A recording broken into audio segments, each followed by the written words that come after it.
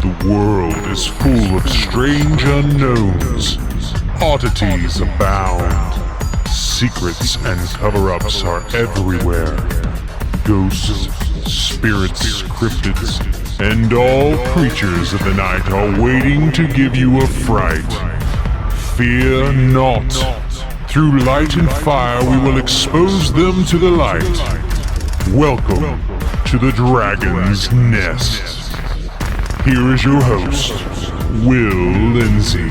Hey everybody out there in podcast land, welcome to the Dragon's Nest, New Year's Eve edition.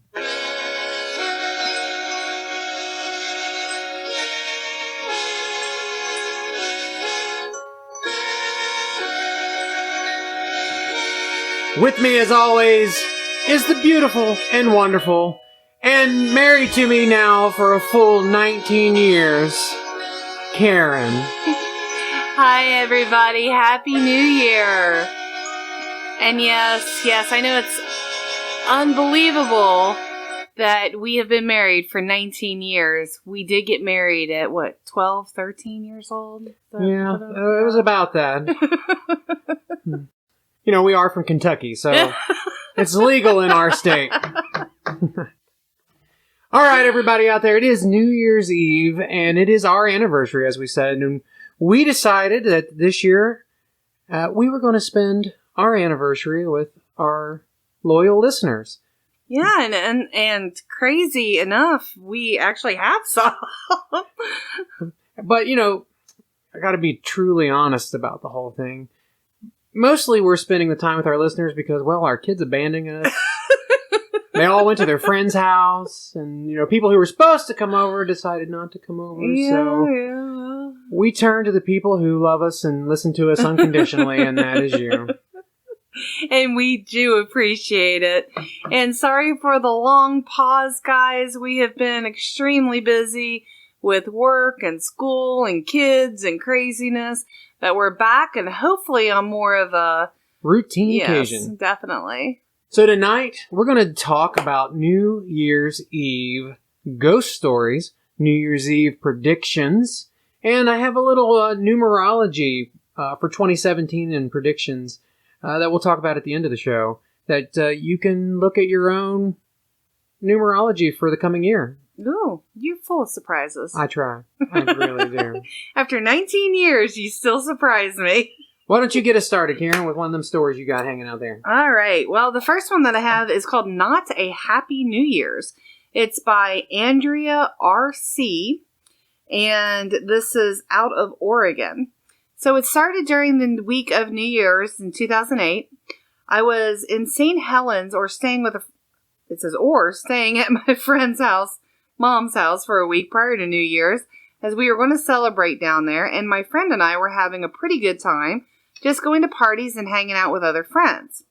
I don't know if anyone on here ever been to St. Helens before, but there's a cemetery called Masonic upon the Hill that overlooks the rock quarry there, and people frequent it at a high volume of paranormal activity. We were such people. Feeling brave, we went there 3 times during our stay. Both times we were sober, and we did get our fill of activity. Full story in an upcoming post. I guess, hopefully we have that one. No, we don't. We're just going to talk about New Year's Eve today. Needless to say, we got our thrills, and by the time New Year's Eve came around, we were ready to just hang out at Allie's house and relax. We played a few card games, chatted with her little sister, and didn't do much of anything. That is, until the idea was brought up of Ouija boards. Always a good idea to throw the Ouija boards in. I personally think so. I mean, what could go wrong? So they say, after some debate, we thought giving one a shot would be fun. And then it says, stupid, we know. So I looked up how to make one at home. I drew it up they drew it up a rather nice looking one, and we set the mood by starting candles and So they drew it themselves. They drew it themselves. Oh. They turned all the lights off, and then they lit some candles. Most people just trust Parker Brothers. I mean, yeah, Parker Brothers is sufficient. So they said about after 15 minutes of getting nothing, we were ready to call it quits. And we would have, if the planchette, now the planchette, for those who don't know, is the little thing that moves around the board. And they substituted the regular planchette for a clear shot glass. Oh, was it full? It might have been. I mean, it is New Year's Eve, for God's sake. So they said they would have called it quits if the planchette didn't start to move. Thinking one of us was playing a joke, we asked the routine question, what's your name, how old are you, etc. What we got wasn't very joking. A little girl was speaking to us, and her name was Mary. She was 7 years old and had died quite some time ago. Not in the house, though, as it was a newly built house. Getting a little freaked out, we stopped. We closed the ceremony and tried to take our minds off of it. Not easy, though, because we heard footsteps and the door slam upstairs. By that time, her sister and her friend had left, and we were the only ones in the house. Unnerved, we decided to take a walk around the neighborhood. As you do when you get unnerved, you know. As you do. It was pretty late, so we strolled quietly. As we walked, barely speaking, I looked casually around at the houses lined the street. I stopped when the sight of what looked like an animal moved in and out of some hedges caught my eye. I asked Allie if she saw that, and she had. We stood there and stared for a few seconds, trying to see what it was. Foxes, raccoons. Lions and tigers and bears! Oh my! They frequented the area. As our eyes adjusted, though, we could see it. It was, in fact, the shadow of what looked like an animal, but it moved towards the lighted driveway and changed shapes, blending away with the light. We were terrified, and as calmly as we could, to avoid the scene, we turned heel and started back home. Allie stopped midway with her head down and asked what was wrong. All she did was grin at me with a look that was not hers. She's a sweet person. I've known her for a while, and the look in her eyes was malicious. I asked her if Delicious? she was... malicious. Oh, my bad. Malicious. I must be hungry. I asked her if she was okay, to which she responded, I'm fine. I like to be out. Do you believe in ghosts? I knew there was something wrong then. As my best friend, she knew I was into all things paranormal. I told her to stop messing around. I was cold, but her only response was a giddy little laugh. Ugh, creepy. Now I know. Stop. Now I know this sounds ridiculous, but it's true. And the events that happened next are sort of a blur, even to this day. The street light we were under went out. Allie seemed to go back to normal, in quotations, but complained of extreme headaches. We got to the house, and this is where it gets blurry. The bits and pieces I remember, Allie having a few more of these episodes, she reported the same thing. I don't remember. My memory of that night seems to have chunks missing from it, as does Allie's. We woke up the next morning with pounding headaches and the feeling of being physically spent. Allie says she remembers feeling scarred and helpless. I don't remember any feeling but confusion and ominous fear when Allie would turn weird. We talked a little of the night afterwards, me only sharing it with a few people and Allie only sharing it with not sharing it with anyone to my knowledge. A wedge formed between us, and although we're civil today, Allie has since relocated from our hometown of Sandy to St. Helens with her fiancé. I myself had moved to Gresham with my family. It is our belief that the spirit we contacted using the Ouija possessed us that night, going from one to the other. We're not sure exactly what happened. I know it all sounds phony, but I swear on my life that I'm telling the truth. All I know for sure is there are questions about what happened that need answers, and I'm finally seeking them out. Wow, that's kind of spooky. But I do have one alternative that could have possibly happened. Perhaps they were abducted by aliens. Oh. That always explains missing time. That definitely does. And, maybe Ouija boards actually contact aliens instead of ghosts. Intergalactic communication is the Ouija board. Interesting thought. We're going to come up with our own conspiracy theories tonight. So next is, now, when we read these stories, they're raw just as they were written by the writers. So if there's some grammatical errors, we don't take the time to fix them because, hey, we didn't write them and we want to give homage to that person. So this story is called New Year's Eve, and it's by username Vavoom. Oh. Vavavoom, my bad. Ooh, Vavavoom. And he's from the United Kingdom. The shampoo's great. 5 years ago, back in the boy racer days on New Year's Eve, me and one of my best friends, Will, were out of his car. We're going to do that accent the whole time? Yes, we are. Oh, okay. Everybody that we both knew were either out doing their own thing for the night. Oh, I just went Australian on that one. Did you see that? Or just being boring and staying in. We both didn't really have the money to go out drinking and partying after Christmas, so we both thought, why not throw 10 pounds in the tank and go on a drive around blasting? Not sure what blasting is. I think it's a city. I don't think it's a city. I think maybe they're blasting their horn. Oh. Maybe. If anybody from England is listening to this, let us know what blasting is. I would like to know what blasting means. In America, we don't say blasting, so unless we're actually blowing up something, then we're blasting it. We always go to bombs. The night started off like any normal night out in the car, and then he puts in parentheses, or cruising as it's commonly known, laugh out loud. But for some strange and unknown reason, Will decided to drive through Cancock Chase, which is about 2 miles from our hometown in Hednesford.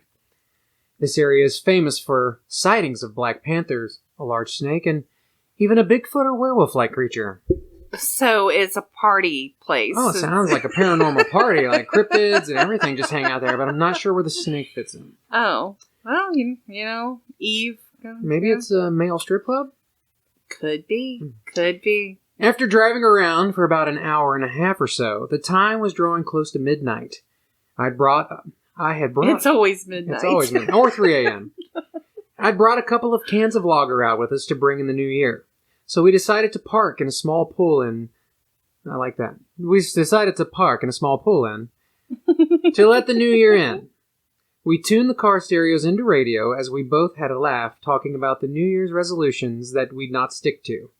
To cut a long story short, the chimes of Big Ben rung through the speakers of the car, and we both cracked open our cans and toasted the new year. We sat there for about another half an hour, when Will suddenly flinched and said, "Did you just move your arm behind me then?" Oh, someone put their arm around him. Bearing in mind that my one hand was holding my can and the other was holding my mobile, Will then suddenly turned the key in the ignition barrel, rammed the car into first, and floored the car wheels spinning down the road. We were parked about 300 meters from the Baptist College. Will hurtled past the building over the junction without looking and onto a gravel car park opposite, when he suddenly pulled the handbrake up, spinning the car around 180 degrees. He then immediately threw open the driver's side door and started being violently sick. I said to him, confused, shaken up and angrily, "What the bloody hell are you doing, you idiot?" But as I looked at him with the interior light shining on him, I could see fear in his eyes, and his face was completely white.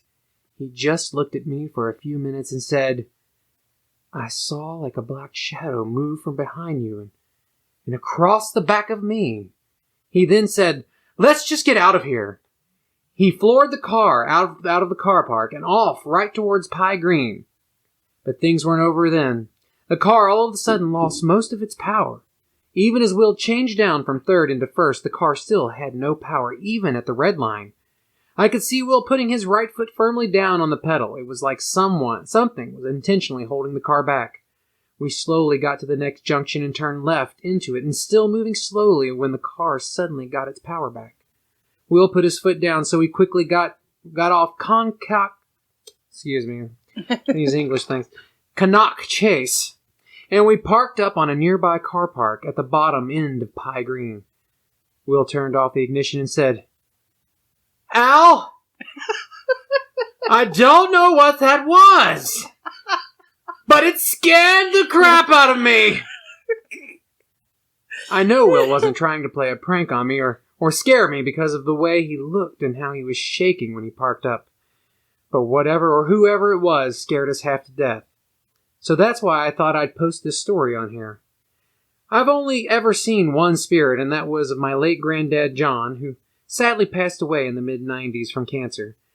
He was sitting in the back seat of my car a couple of weeks after I passed my test.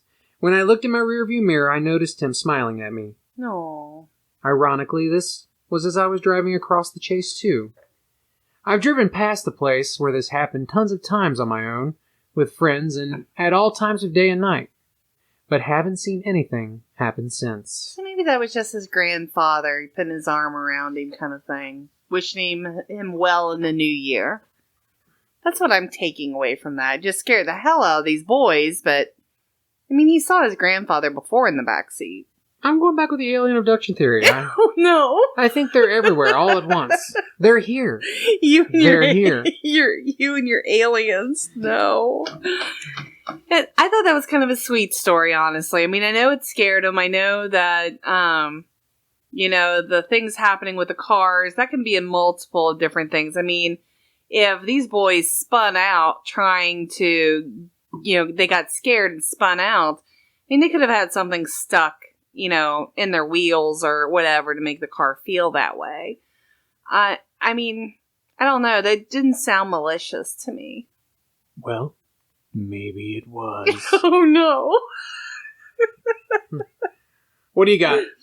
All right. The next one I have is Strange Lights and Music. It's by Foxglove 77. Ooh, sounds like a 1970s porn actress. By Foxglove. All right. Foxy Cleopatra. I've had several psychic experiences within the in the past few years that I cannot get a grasp of. Sorry, there's a lot of misspellings on this one. I am not able to confide these experiences with my mom or brothers because they are closed-minded and not interested in psychic or paranormal ideas. My first big experiences began with my grandfather, my mom's dad, when he passed away. He lived a long, healthy life, but no one could see his death coming at all. It was strange because we were going to see him on New Year's Eve, and my mom randomly said, "We need to see your grandfather because I think this might be the last New Year's Eve." He seemed oddly distant that night and had a very bad accident which caused his death. The year was difficult for me because his house that I grew up in had been sold to a complete stranger, and I couldn't listen to any of the Celtic music without tearing up. I did have a few dreams in which I was in a room with my grandfather, and he was just sitting there looking at me. Neither of us spoke a word, and he just looked happier than ever. It only took 2 dreams like that to convince me he was in a better place. These experiences continued over the years into an astounding one. It's easy for me to talk tonight.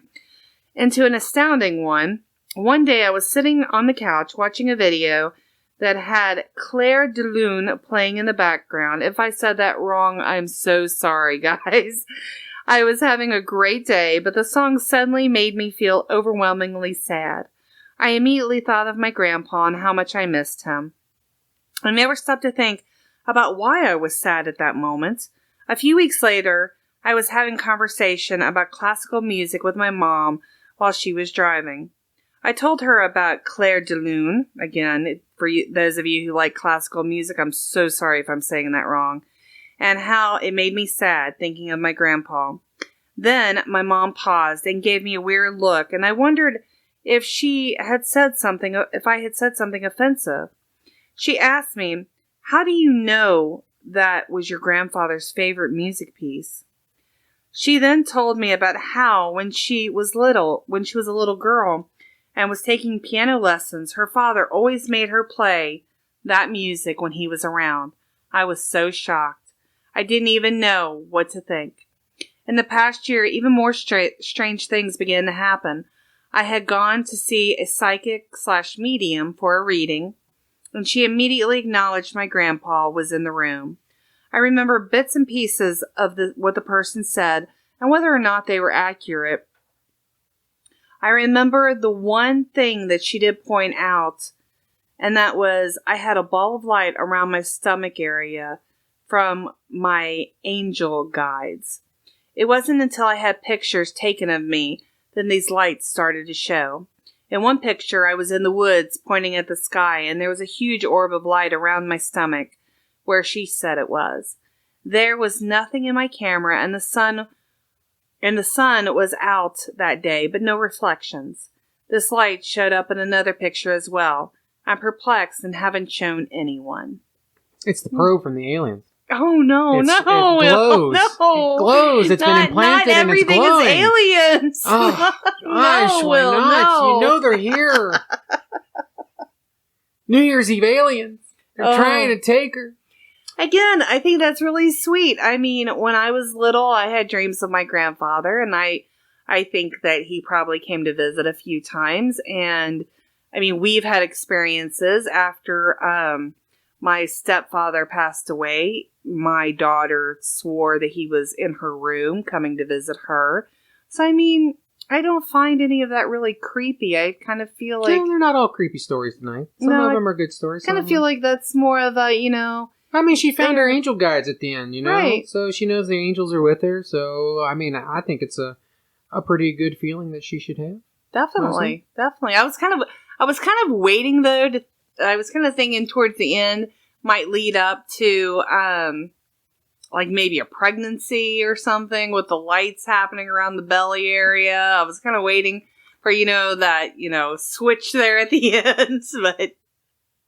Wait, that's kind of like her chakra levels there, but your root chakra and in that area, but we won't talk about chakras tonight. That's another podcast time. It's a different podcast. That's a different podcast. They'll keep us in business. Give us your next one.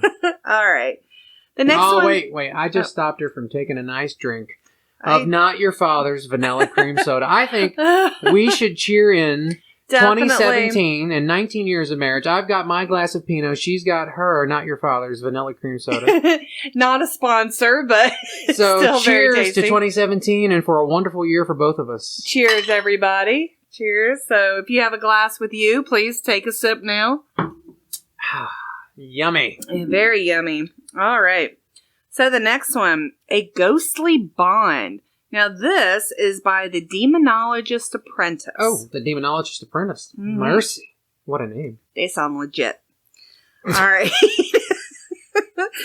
Firstly, I would like to say that this story is not from my own experience, for I have never witnessed the paranormal. Can you say firstly? Firstly. Or is it first? Is firstly okay? I mean, you're the English, you had a...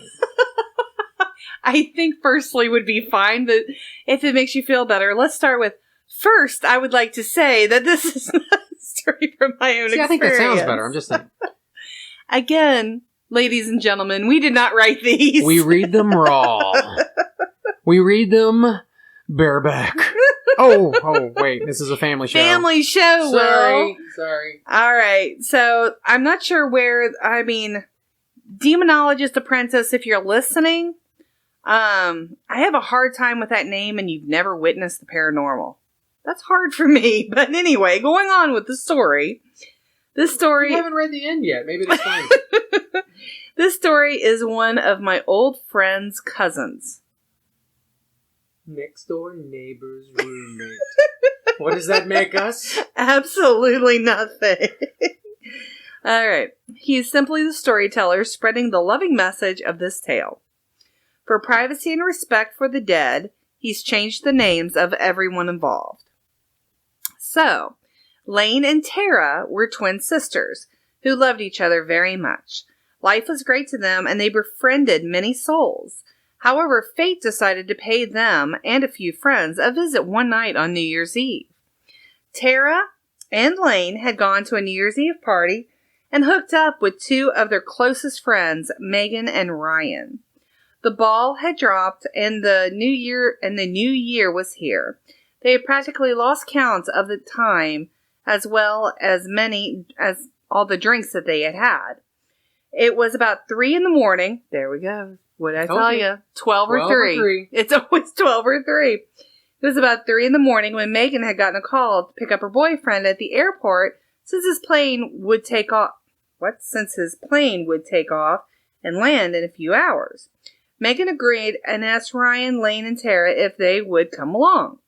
They all agreed, even though they were moderately intoxicated. This is not going well. First of all, if you're moderately intoxicated, you're fully intoxicated. Just so we understand. Don't drink and drive, guys. Not worth it. There's Uber out there. Give us a call. We'll come pick you up. Do whatever you gotta do. Don't drink and drive. There's our service announcement for the evening. Uber is not a sponsor of this program. So it was around 4 a.m. Oh, new time. It was around 4 a.m. when they hit the road to go pick up Megan's boyfriend at the airport, since he said he would land at around 5. Ryan, who was driving, was exhausted though. They all were. And while everyone else dozed off in the car, Ryan tried desperately to keep his eyes open and on the road. So anyway, the exhausted Ryan, it overcame him, and he dozed off to sleep on the busy freeway. The car swerved onto the left side into oncoming traffic, smashed head on the other car. It says smashing head on into another car. Yeah, my reading tonight, man. Smashing head is something completely different, just so we understand. There might be one too many drinks of the father's, not your father's cream ale. But anyway, the car swerved to the left into oncoming traffic, smashing head on into another car. Megan was killed instantly, flying through the front window and losing her face on the hot tar of the road. Ugh. Sounds disgusting. Ryan was severely hurt and would never walk again. Both of the twins needed urgent care and were rushed to the hospital. This took a horrible turn. Lane's mother came into her hospital room to check on her after the accident. "Where's Tara's mom?" Lane asked. Her mother held back tears. "Lane, sweetie, Tara is dead," her mother said, tears running down her eyes. "That's impossible, Mom.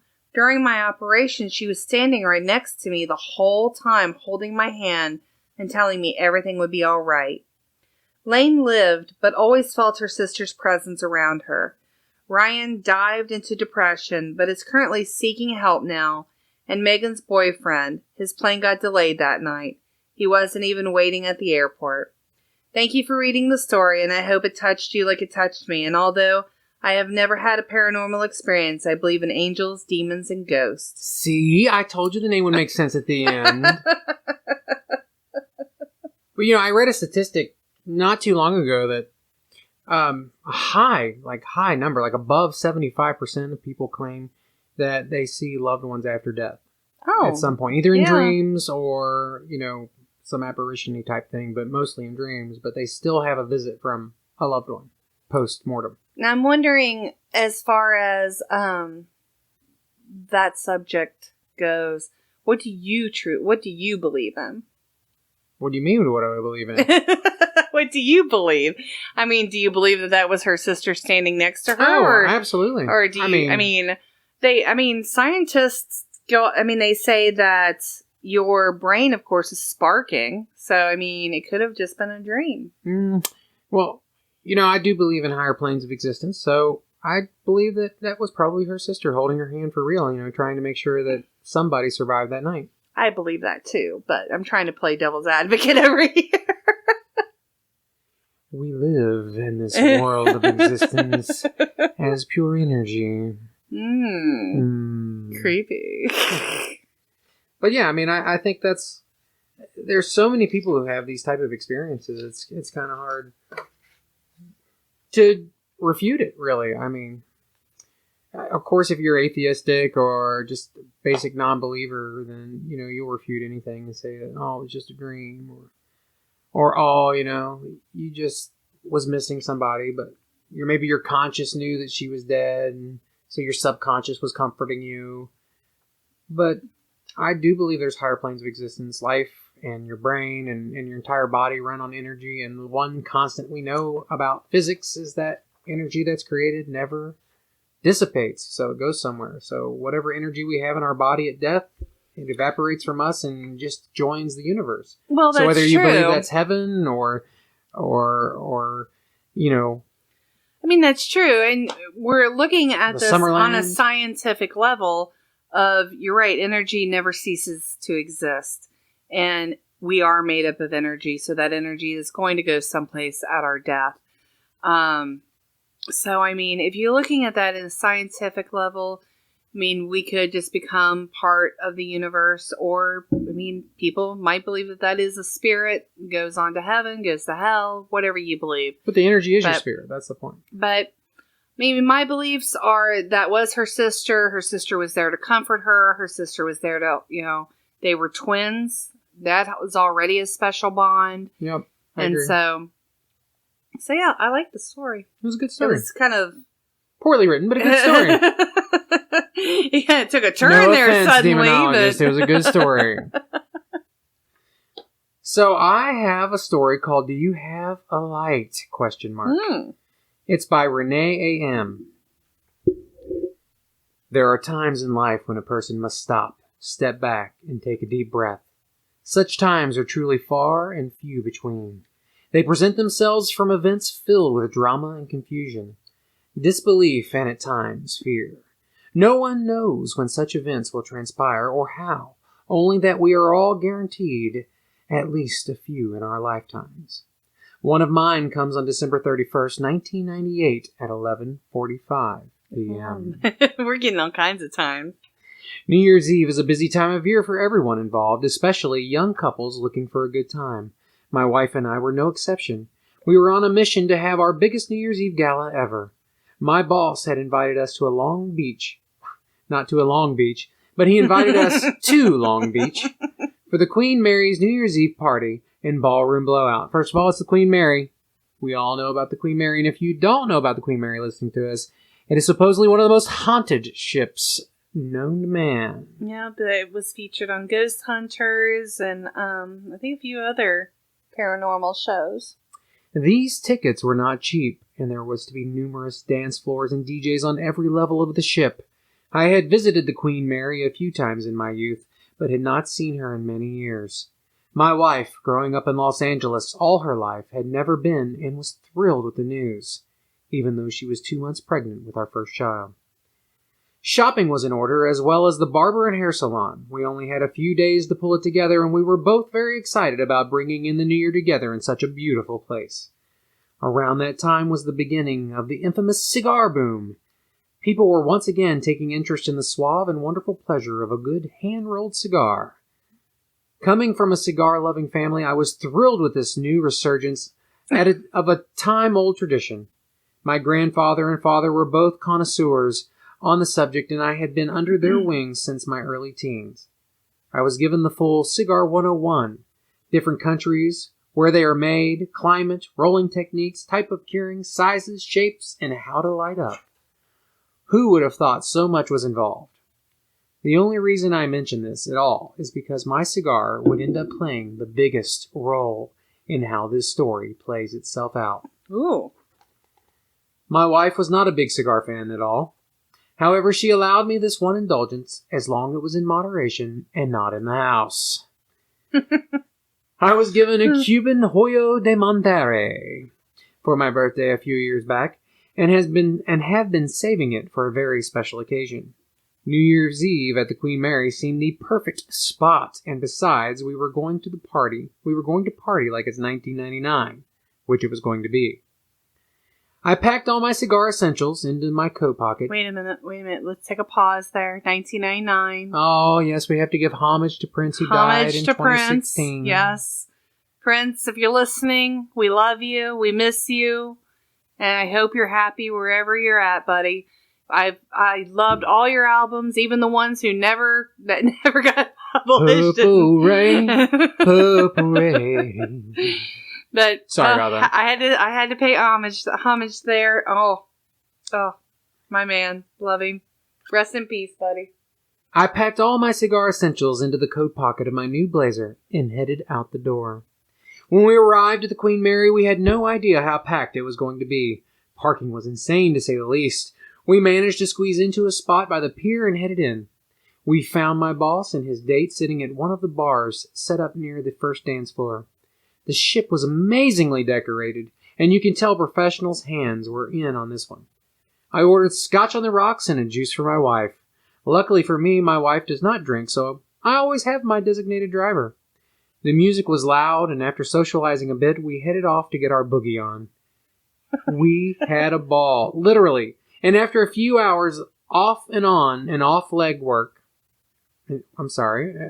after a few hours of on and off leg work, we decided to talk and walk up onto the top deck. The air was crisp and surprisingly clean. You could smell the salt and sea foam as we walked hand in hand looking up at the stars. About halfway through our walk, my wife was starting to get a bit winded, and she decided to sit and rest for a few. I took the opportunity to bring out my cigar and asked her if she wouldn't mind if I lit that bad boy up. She agreed with some hesitation, only with the understanding that I would do it a few feet away from her. I calmly walked up the deck to the tip of the ship and proceeded to prepare the Cuban for its blast-off. I smelled the wonderful earthy tobacco leaf and brought out my guillotine cutter to chop the tip off and puff away on this beauty. I brought the cigar to my lips and began to bring out my torchlighter when all of a sudden I felt a slight tap on my shoulder with the words, "Do you have a light?" Oh. I immediately turned around and replied, "Well, of course." And to my amazement, there was no one there. I stood there dumbfounded with my cigar dangling from the tip of my lips. I looked around and could see no one but my wife a few feet away with a smile on her face. I started to dart about looking for anyone in the area, but to my surprise it was just us on the deck. My wife started to walk over to me and asked if I was okay, or if I had lost something. She was wondering why I was acting so curiously. I asked her quirkily if she had seen anybody tap me on the shoulder or walking on the deck. She simply replied, "No, you were standing quite alone in the corner of the deck." I asked her again, "Are you sure? Maybe they ran by you or took off into another corner." Her reply remained unchanged. I was alone the entire time. We walked back into the dancing area to watch the balloons come down during the countdown for the new year. We kissed exactly at midnight, as others did the same and screamed out Happy New Year to whoever would hear. I still have that cigar to this day. I pull it out of my humidor every once in a while just to remind myself that it really did happen. I've shared this story with only a few close friends and family, and now you. So if you ever happen to visit the Queen Mary in Long Beach, California, don't forget to bring along your favorite cigar. You never know who just might hit you up for a light. You know, there's a certain bit of sadness to that. You know, I mean, the guy is never going to get his light. Well, oddly enough, the Queen Mary in the time of its operation probably was a lot of men who were smoking cigars at the time, and so they are probably residual hauntings of those people who were on that boat. So it kind of gives you a sad feeling of the guy just wants to light a cigar and he's never really going to get that kind of thing. He's just wandering around the boat looking for a light. Well, one hopes that maybe he found his light. Let's hope. Let's hope so. What do you got for us? All right. So the next one is Can I Use Your Computer? And it's by Sparklin Burgundy. Sounds like what I'm drinking right now. Yes, it does. All right. Years ago, I rented a small studio apartment in Crawfordsville, Indiana. Oh, not that far away. The building went back to 1900s and served a number of purposes before being made into apartments. In the laundry room in the basement, you could see where the indoor pool had been filled in with concrete.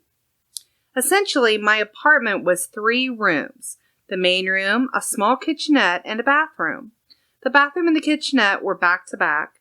The bathroom window looked over the street, and the kitchenette faced the hallway. There was another apartment on the corner, but it was empty. I put in a over-the-toilet shelf, and right away, an over-the-toilet shelf? Yeah, like we have in our toilet, like a Oh, little the cabinet. shelving. Yeah. Okay, I get it. Sorry, that kind of took me by surprise. The over-the-toilet shelf, and right away I noticed that things fell off of that shelf a First lot. of all, I can imagine, since she's my wife of 19 years and friends of like almost 30, that in her head she's picturing someone hanging a shelf directly above where she would sit on the toilet and just hanging from the ceiling. Hey, I was blonde for a lot of years. Leave me alone. Chemically. Chemically, it was all chemicals, yeah. At first, I just assumed the shelf was settling or simply not even. It was only that shelf that stuff fell off of. What was odd was that it was on the timing of it. I never came home to find stuff on the floor. Usually when stuff fell off, it was late at night when there was next to no traffic on the street. Next door was a church with a bell tower. Sunday mornings, I was awoken by the bells and vibration, but never lost any shampoo bottles. I would also come home to find the messenger program started on my computer. The desktop was set up to bring up Messenger when the computer came out of sleep mode. I thought maybe heavy trucks were coming through during the day, but the computer was very difficult to wake up. It usually took me banging on the mouse on the desk or hitting the space bar multiple times. The church bells didn't even wake it up. I mentioned where I lived with a coworker, and she stated firmly that the building was so haunted. According to her, the son of the original owner was a shiftless failure that ended up living in his mother's apartment. He couldn't hold down a job or pay rent. When his parents died, he blew his brains out on the first floor apartment. I never saw them, but my friend claimed there was some bloodstains on the ceiling of that very apartment that they refused to paint over. On New Year's Eve, I gave myself a tarot reading to see what the new year would bring.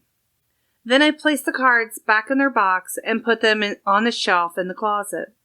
The shelves in the closet came right up to the door, so there was no way for something on the top shelf to fall to the lower shelf.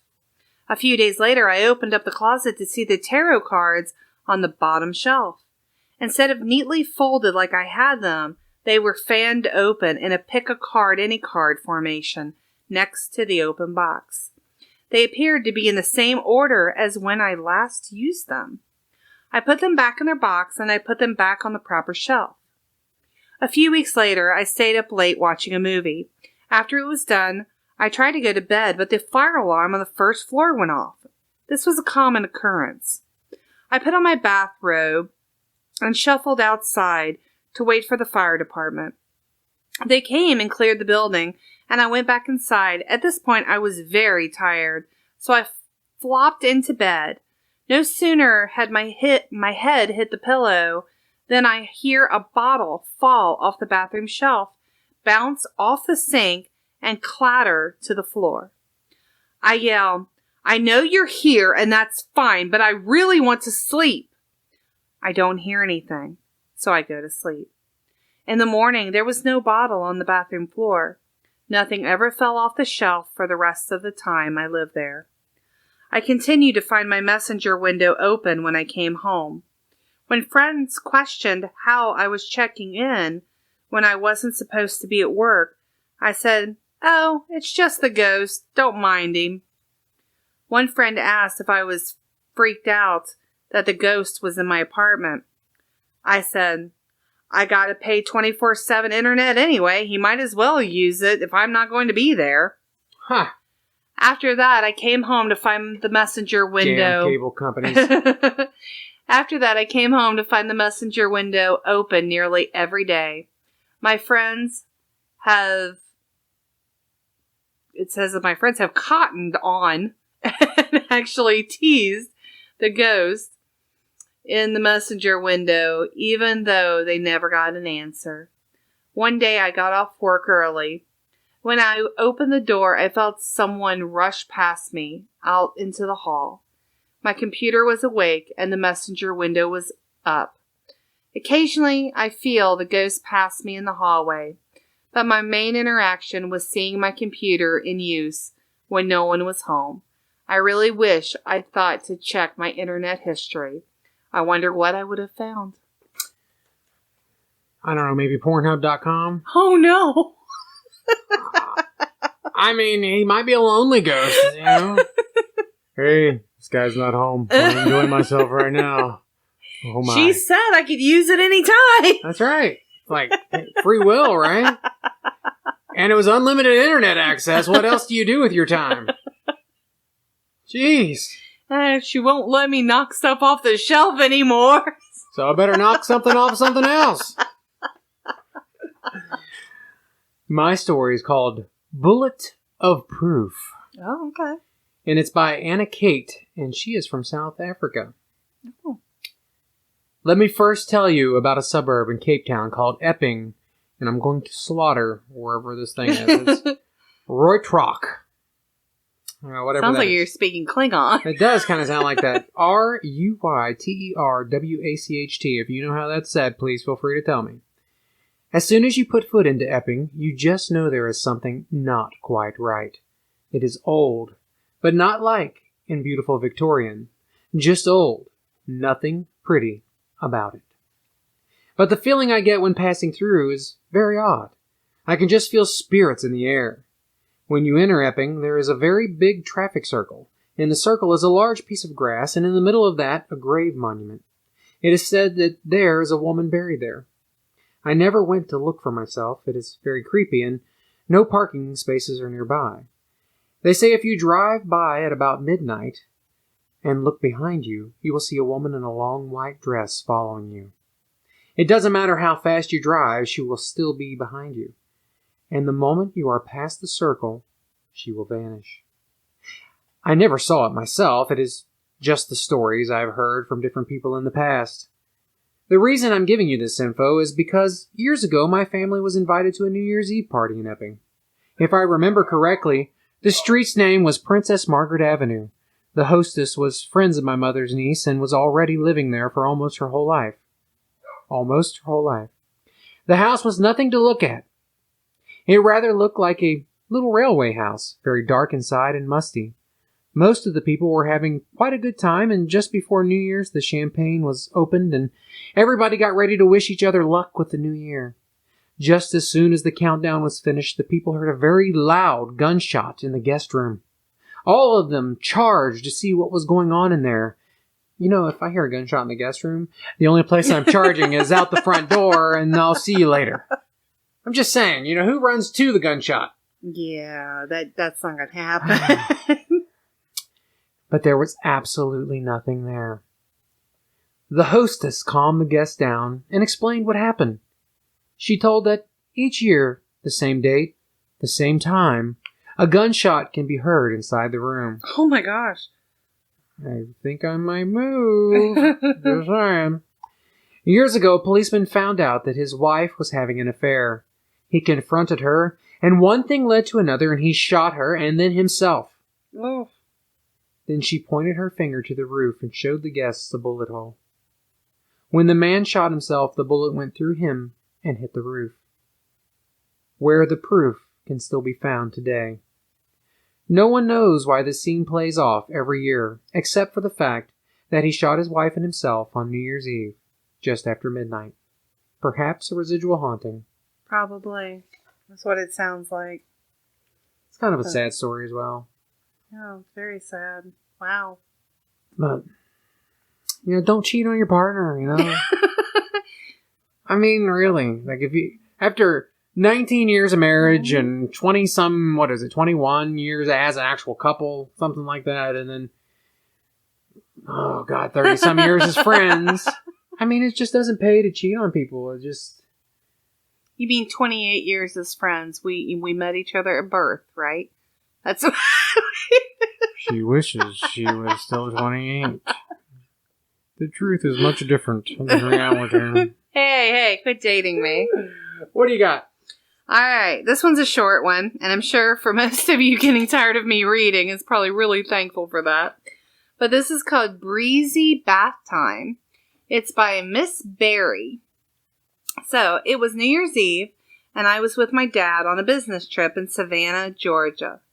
It was about 6:30 p.m., and I decided to take a hot bath before we went out for the night on the town. Halfway through the bath, with the bathroom all steamed up, I might add, the hairs on my back and on my arms stood up, and an ice-cold breeze shot under the bathroom door and rustled the shower curtain from an awkward angle. I called out to my dad, thinking maybe he opened the room's front door and caused the breeze, but he didn't answer. So I got out of the bathtub, poked my head out of the bathroom, and my dad was not in the room. A little weirded out, I got back in the bathtub and closed the shower curtain. A few minutes passed as I washed my hair, but the feeling that I wasn't alone was still there. All of a sudden, the curtain ripped open and the trash can slid, almost flew across the bathroom. My bath was over, to say the least. But after some thought, I realized I wasn't surprised by this encounter, because Savannah is one of the most haunted cities in the United States. That still doesn't stop the chill running up my spine when I think of it. To this day, my dad doesn't believe that I experienced this. He believes I was imagining it or making it up to scare people that we were with. But I know it happened. I felt it. The lost energy great enough to create physical movement, and that's not something you forget. I keep wondering what the story was of the spirit I encountered in the day in my breezy... I keep wondering what the story was of the spirit I encountered in my breezy bath, though. I just hope that he or she finds peace someday. Ooh. I think I might have shat in the bathtub. What?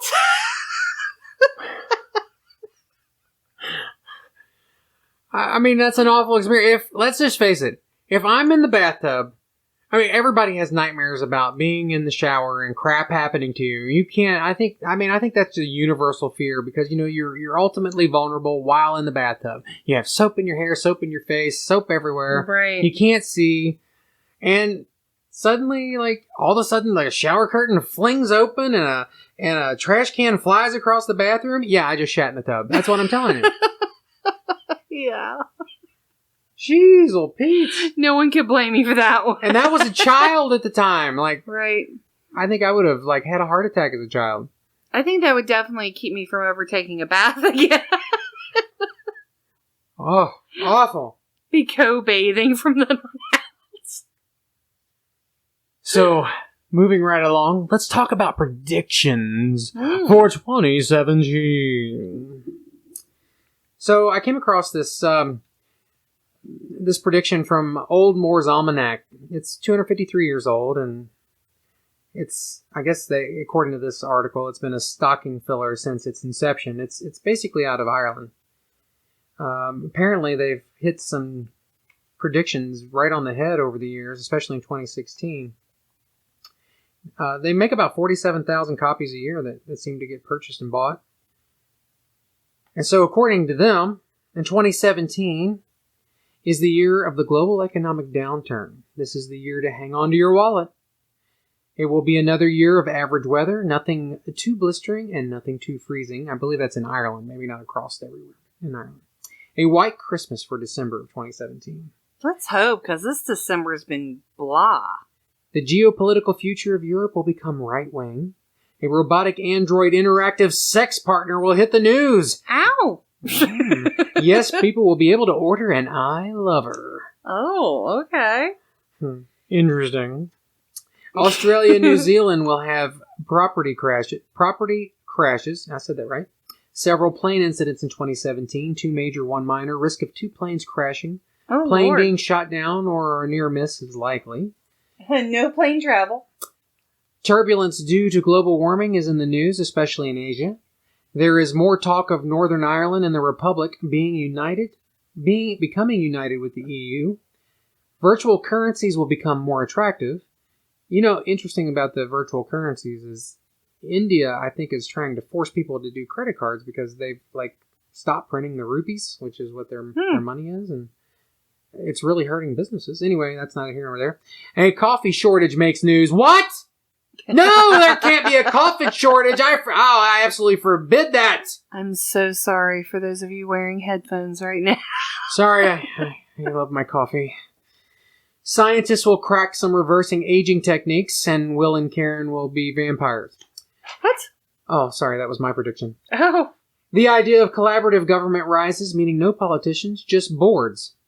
Meaning I guess boards of companies, of citizens ruling cities. Worldwide population control gets discussed. That's been discussed many times, and if you believe in the Illuminati, it's already in effect. Ooh. A hotel attack makes international news. Things calm down in Syria, and migrants talk of returning to rebuild. Ireland is in danger of a lone wolf-style attack. Irish economic growth stalls in 2017 with accusations of the government cooking the books. Well, stop cooking books. I mean, nobody likes to eat that.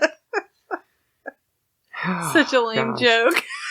Everything computing will be done on the cloud. Soon there will be no need for hard drives. I think most everybody sees that coming. Right. It's not really revolutionary. Mobile workforces are a new trend, meaning working in offices is dying. That's very much true and already taking place. I'm wondering if it's going to be more of working from home, though. I think so. That's what it means by mobile workforce. You can work anywhere you want, Personally, I'm kind of befuddled because working in a hospital environment, I'm never able to work from home. I can't do operations from home. So, but you do. I mean, you unless do work I with get an eye lover, maybe my eye lover can go to work for me. Oh no! She can love me and go to work for me. What a perfect android. But, I mean, we probably are getting close to that time because you work with robots already in surgery. Yes, but it's a robot, but it's controlled by somebody. So it's more like a game that the surgeon sits down and plays. It doesn't actually do these operations by itself. Think about that, guys, when you're sending your kids in for surgery. Actually, the robot is one of the safest ways to have surgery, and I'm a highly big, giant proponent of minimally invasive surgeries, and if you have the chance and are offered a robotic surgery, it's way better than the other ways they do it. So let's hope they're not looking at this, what you just said, the doctors are playing video games. Turkey will see very troubled times. Inland flooding is a big topic worldwide in 2017. I'm assuming that's because of global warming. Cars with virtual dashboards instead of their normal ones. I think that's already going. I mean, yeah, for Tesla and some of those battery car company kind of things. Marriage falls out of favor, out with the spouse and in with the partner. Oh, I'm all for that.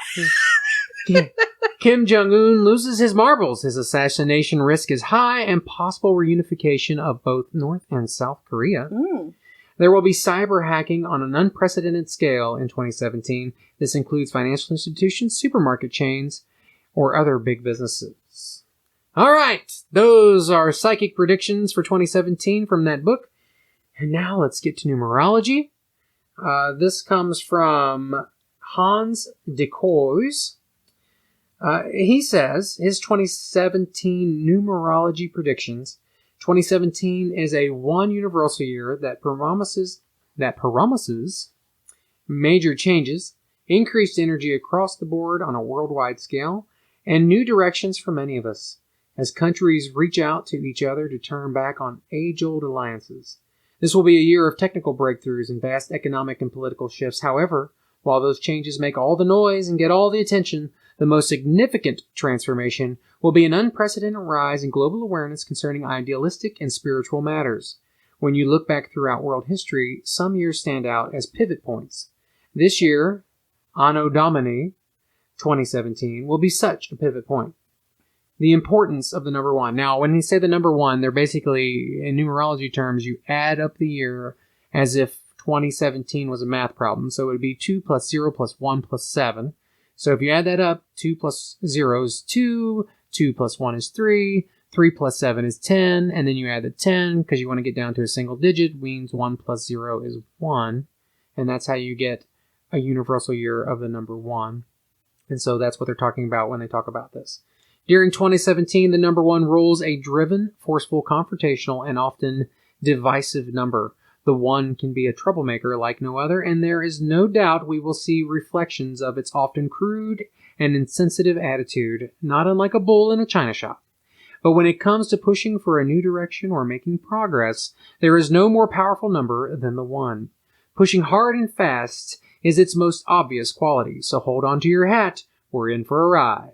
Especially because this one is based on a high octave 10, which is how we got 2 plus 0 plus 1 is 3 plus 7 is 10. And that's what they're getting, that high octave 10.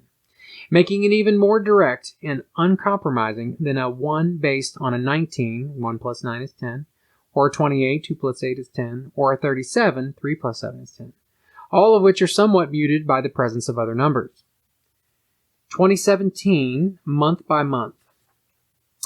Looking for month to month, January and April 2017 will bring the greatest shifts. April, a 5 universal month, and a 1 universal year, could be especially chaotic and unstable. March will be a month causing unexpected movements in banking, as well as military and law enforcement. It is during May and June that we begin to see a transfer of the 1 and 5 energy from the large to the small, expressed through the voices of individuals in the form of unique artistic and inventive breakthroughs, political change, and spiritual and idealistic transformations. This is followed by a month of big market changes and a roller coaster stock market. August calms things down, but only to give us time to recognize and accept that things are different now. As the first 9 universal month in a 1 universal year, August represents the final closure of the previous 9-year cycle, a period that saw polarization as its main ingredient. September and October signify an upward shifting of the gears as the 1 energy is no longer held in check by the remnants of the previous cycle. November puts words and meanings in the spotlight as formation becomes a cheap commodity, accessible to everyone. We have talked about the information age for decades, but it hasn't really started yet. That distinction goes to 2017. This is nothing to be afraid of. On the contrary, unless you would rather hide in the dark than dance in the light, you should welcome it with excitement and an open mind. Stacy Nichols, another numerologist, wants to teach you how, and this is what we were talking about earlier, wants to teach you how to see 2017 from your own personal perspective and how to see numerology and determine what your year is going to be like. The title of her article is 2017, Your New Personal Year Number. Happy 2017! Through every day of our lives is really a fresh start and an opportunity for change. There's just something about the tangible transitions from one year to the next that feels so much more definite, more inspiring, especially when we're entering a 1 universal year, the number of beginnings. In numerology, 2 numbers that are right next to each other, 1 and 2, 2 and 3, 3 and 4, etc., tend to be quite opposite. When we move from one year to the next, the number that rules the year increases by 1 each year. As we make the switch from 2016 to 2017, we transition from a 9 universal year, one of big picture thinking, healing, and endings. In endings, we'll talk about some celebrity deaths at the end of the show, but there was definitely a lot of endings this year. Mm-hmm. Into a 1 year that's all about beginnings, initiation, and action. As Hans de Coes describes in his 2017 numerology predictions, which we just spoke about, 2017 is a year to power forward. Yet while the 1 is a pioneering number, 2017 still holds its share of ups and downs. That being said, what you will experience this year is more directly influenced by your new personal year number. To figure out your personal year for 2017, take your sun sign number. So your sun sign number is going to be your birth month and date added together, then reduced to a single digit like we did with the year, and then you're going to add 1 because it's a universal 1 year, 2017 makes a 1, and reduce the sum of those to a single digit. For instance, if your sun number is 5, add 1 to that, and you are in a 6 personal year. Or if your sun number is 9, add 1, and you get 10, and then you're going to reduce that. 1 plus 0 is 1. So in essence, my birthday is January 20th. So I'm going to use 1 for January, 20 would be 2, so that would be 3, and then add 1, which would be 4. Exactly. Okay. So your personal year will be 4. And once you figured out your personal year number for 2017, here's the mood that may be coming your way. So mine, I'm February 9th, so that's 2 plus 9 is 11. And 1 plus 1, since you add the 11 together, is 2. And then 2 plus 1 is 3. So my personal year is going to be 3. Karen's is a 4. So, once you do that math, here's what your personal year will look like. If you are a 1 personal year number, you're going to have a year of new beginnings, seed planting, and high energy. If you are a 2, you're going to have a year of relationships, sensitivity, and cooperation. Now, this is my year. We're going to have a year, I'm going to be a year of 3, a personal year of 3. And I am going to have a year of creativity, motivation, and inspiration. Ooh. Sounds like a wonderful year for me. Yes, it does. Karen's personal year is 4, and she is going to have a year of hard work, discipline, and opportunities. Yay, being a social worker. But you just started a new job, so that does kind of make sense as to where you should be in the scheme of things, actually. But it does say opportunities, so that's all good. If you're a year of 5, you're going to have a year of change, freedom, and unpredictability. Those with a personal year of 6 are going to have a year of responsibility, domestic affairs, and service. If your personal year is 7, you're going to have a year of contemplation, self-awareness, and spiritual atonement. If you have a personal year of 8, a year of reward, respect, and recognition. And if you have a personal year of 9, you will have a year of completion, release, and transformation. So basically, you can do this probably for any of the next coming years, 2018, 2019, add them together and use these same personal year numbers to kind of see where you're at in those lines. But more importantly, we're going to be in 2017, so just figure out next year, or we'll go 1 year at a time. And as we all discovered this year, 2016 was very, very hard on our celebrities and sports celebrities, movie celebrities, television celebrities, astronauts, and just really important people to many people in society across the globe. Just a ton of deaths. And we are going to read that entire list of deaths, but we're going to do it at the end of the show. So we want to finish our podcast. And, for those who want to stay tuned at the end of the music for the list. At the end of our outro, then we'll be back on to read the entire list. It probably takes about 10 to 15 minutes to read the entire thing, which tells you just how long that list is. Yeah, right. It's very, very long. But we lost some very important people. We lost Carrie Fisher, and we lost, we'll read it. We'll get to it. But at the same time, we just pray for those people's families, and everyone's important to someone. So we hope those people who've lost someone, whether you're a celebrity or not, this year in 2016, our hearts are with you. And we pray that you have a great 2017. Most definitely. So happy New Year's, guys. And again, if you're drinking, don't drive. Make sure you always have a sober driver. That's my public announcement for this evening. And we'll be back. We'll be back in 2017, and we will definitely make this an ongoing thing, and hopefully something that we do more often. All right. So happy New Year to everybody. Happy New Year. Well, that's all the time we have for this episode. We thank you for listening to The Dragon's Nest. And if you would like to share a story with us or have ideas you'd like to hear in a future show, please send us an email to story@dragonsnestpc.com and visit our website at www.dragonsnestpc.com. That's dragons with an S, nest, PC for podcast.com. From there, you can subscribe to show updates via email or through our RSS feed. And be sure to click the links to follow us on our social media sites. Our Twitter and Tumblr handle is Dragon's Nest PC. You can listen and follow us on your favorite app. We are available on Stitcher, TuneIn, Google, iTunes, and SoundCloud. In the search bar of your favorite app, type Dragon's Nest. That's Dragon, S, Nest, and we should pop right up. I can't wait for you to join us next time. Inside the Dragon's Nest. This is going to be a very long list, but we're going to talk about it right now. I'm going to start that list, and Karen will read some, and then I'm going to read some. So, in memoriam for 2016, these are our celebrity deaths. Starting with January, we had Robert Stigwood entertainment manager, managed the Bee Gees and Cream. Pat Harrington Jr., actor, Schneider on One Day at a Time. Troy Shondell, singer, only big hit was This Time. Kitty Callan, singer, big band era. Biggest hit was Little Things Mean a Lot. Angus Scrimm, actor, the tall man in Phantasm.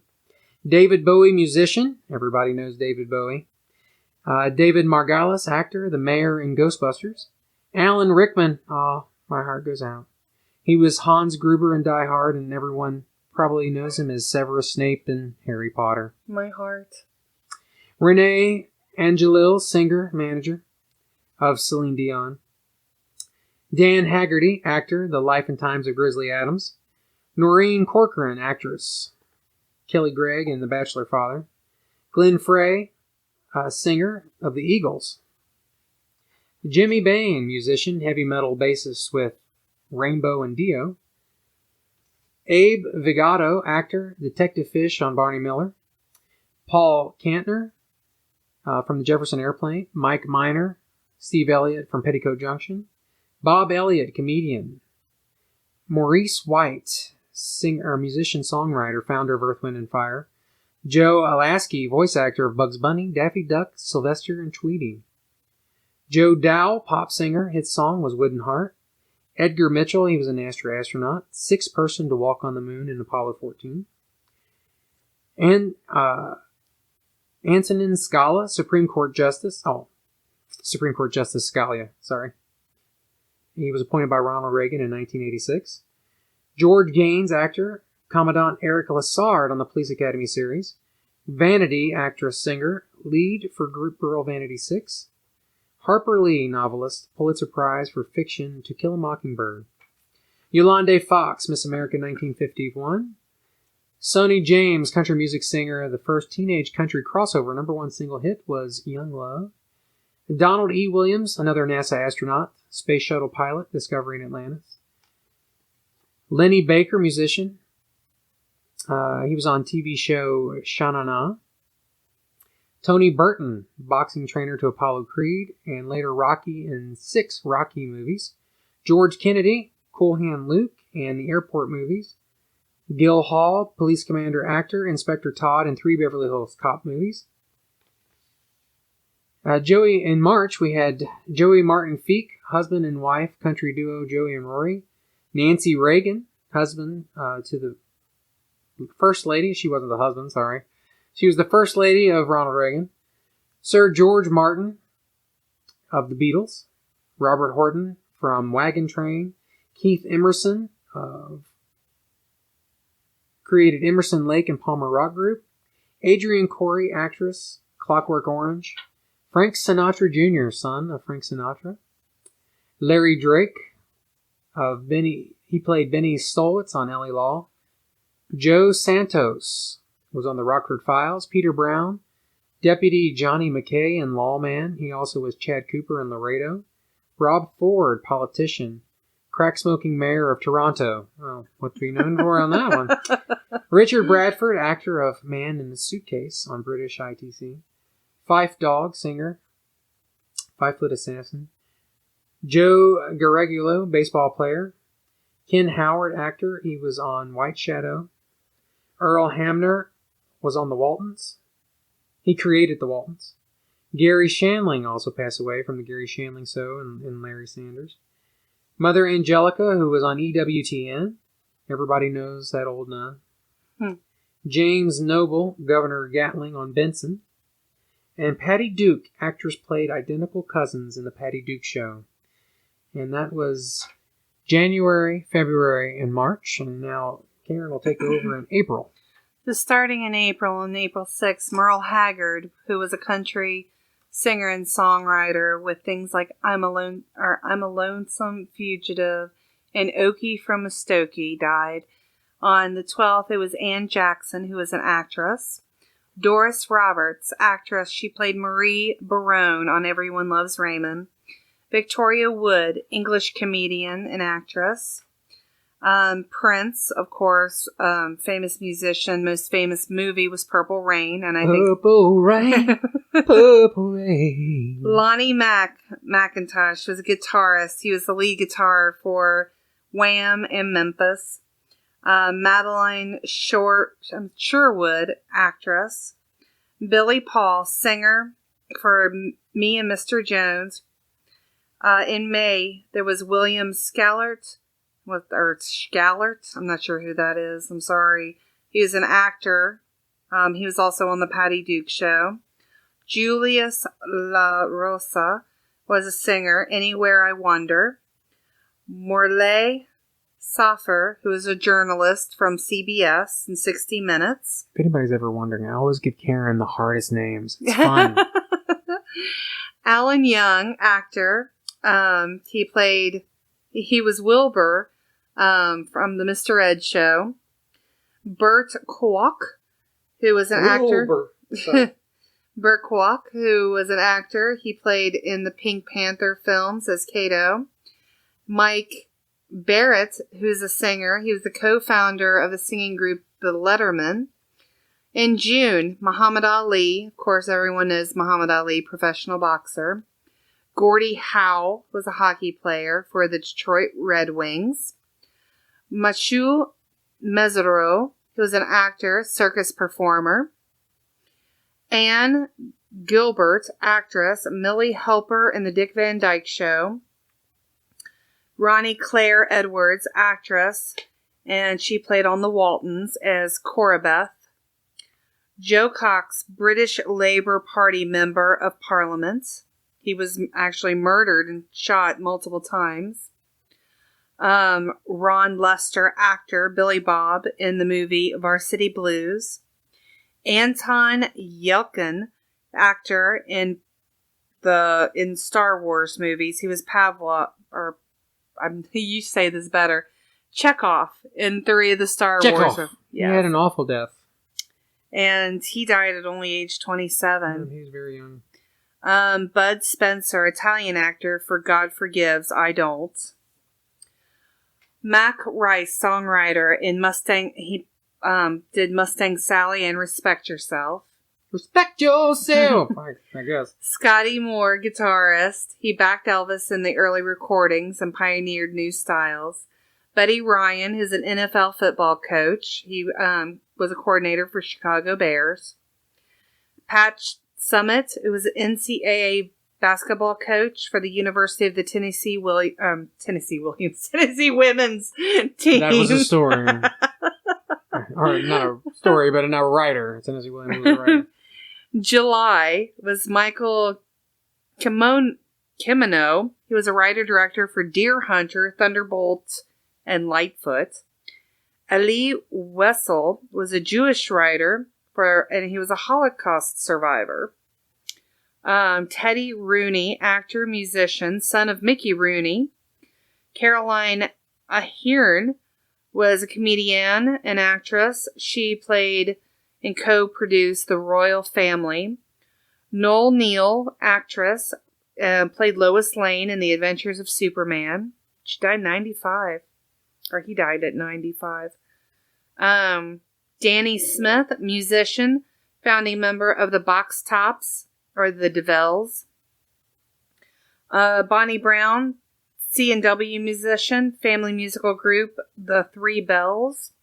Gary Marshall, writer, producer, actor, created Happy Days, Mork and Mindy, and Laverne and Shirley. Jerry Doyle, actor, played in Babylon 5. Gloria DeHaven, actress, singer, So This Is Paris, The Girl Rush. In August, there was David Huddleston, actor, played Santa Claus in Santa Claus the Movie. Richie Martin, entertainer, son of Dean Martin. Pete Fontaine was a jazz musician. He played with both Al Hirt and Lawrence Welk. Glenn Yarbrough, singer from the Limelighters, had songs like Baby, The Rain Must Fall. Michael Richard was a chef. His restaurant Citrus was in LA and 5 other cities. Kenny Baker, actor, he played R2-D2 in Star Wars and played Poplu, the Ewok. I'm going to say this wrong. Fivush Finkel, actor. He was a Finkel lawyer. and Einhorn and Finkel. He played, he was a lawyer, Douglas Wambosh on Picket Fences.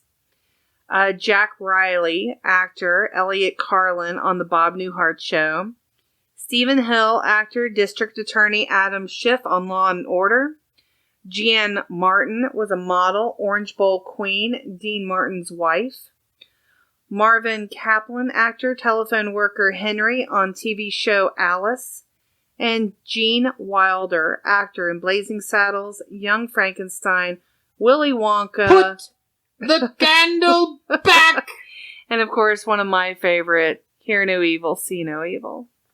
And in September, we lost John Polito, actor from Homicide: Life on the Street, Hugh O'Brien, actor from The Life and Legend of Wyatt Earp, James Stacy, actor, Johnny Madrid Lancer on Lancer, Edward Albee, playwright, he wrote The Sandbox and Who's Afraid of Virginia Woolf, Charmian Carr, actress from The Sound of Music, Bill Nunn, actor, Robbie Robertson in the Spider-Man film trilogy, Gene Shepard, a Dear John letter, Jose Fernandez, baseball player, Arnold Palmer, golfer, Shimon Peres, statesman, president of Israel. In October, we lost Tommy Ford from the sitcom Martin, Kevin Meaney, comedian from Uncle Buck, Pete Burns, singer-songwriter, You Spin Me Round Like a Record, Bobby V, The Night Has 1,000 Eyes, Take Good Care of My Baby, Tammy Grimes, stage actress, The Unsinkable Molly Brown. In November, we lost Kay Starr, singer, Wheel of Fortune, and the Rock and Roll Waltz. We lost Janet Reno, Attorney General.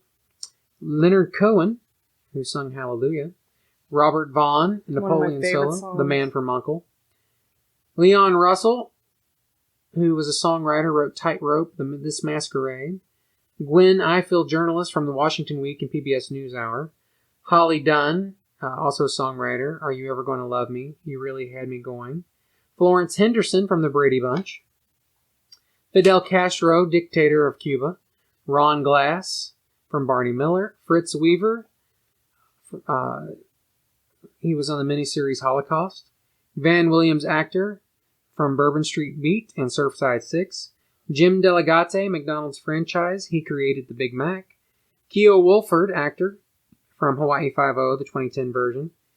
Grant Tinker, chairman and CEO of NBC and married to Mary Tyler Moore. In December, we lost Don Calfa, Polly the Hitman in Weekend at Bernie's.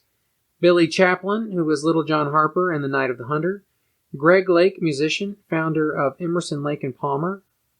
Joseph Mascala, actor, Stefano DiMera in The Days of Our Lives.